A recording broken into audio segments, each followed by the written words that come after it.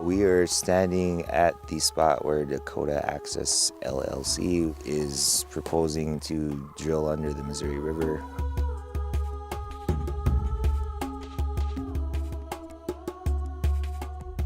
The Missouri River is a very long river that goes through the heart of the United States. It's over 4,000 miles. Which eventually runs into the Gulf of Mexico. That's half of North America's water supply. So it's very important for us to be able to have that drinking water.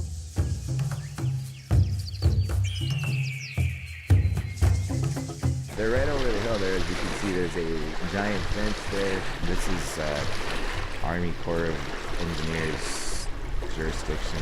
The government agency that manages the Missouri River is the U.S. Army Corp of Engineers. And they have a long history of mismanaging the water systems. The Dakota Access Pipeline is run by the Energy Transfer Partners, and it was originally proposed that it cross the Missouri River north of Bismarck, which is a predominantly white community that had said they don't want it crossing north of Bismarck because of their water supplies. If it's too big of a threat for their drinking water, why is it not for ours? Are we just expendable here, or? So it was already rerouted several times until he got above the Standing Rock Reservation and above a Native community, and then the project was passed. They don't have the right to do this legally. What they propose to do is to bore under the Missouri River here with a pipeline that will eventually leak. Pipelines leak. There's no question. What the companies say is they have, protection mechanisms for a leak.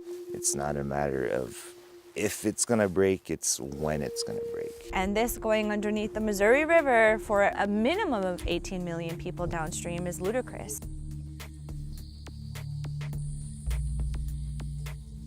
It's an 1,172 mile project.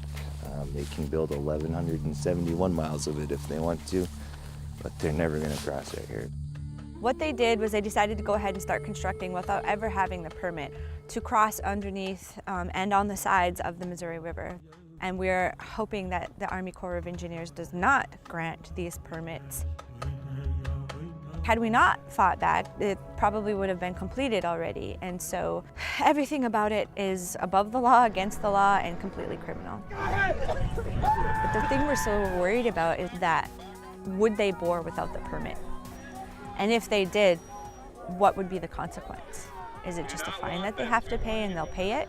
Please move to the south. The other huge question is around what's going to happen in the next couple of months with President-elect Donald Trump, who has invested in the Dakota Access Pipeline even prior to all of this happening. America in general seems to be desperate for green energy solutions and a government that actually listens to what the people want instead of giant corporations.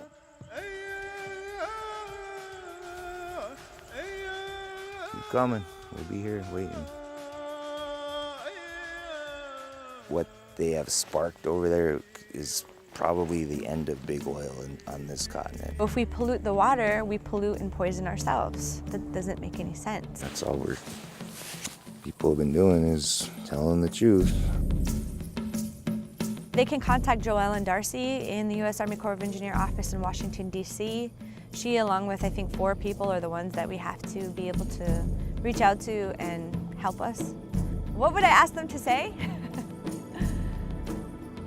Don't allow the permit. We're requiring a full environmental impact statement, if nothing else. And anybody at any time can call up President Obama, who is still the president until January 20th, and say, do something, do anything in these last few weeks of your administration to show that you really do care about the citizens of this country. Every living thing on planet Earth needs water to survive. Without water, there is no life.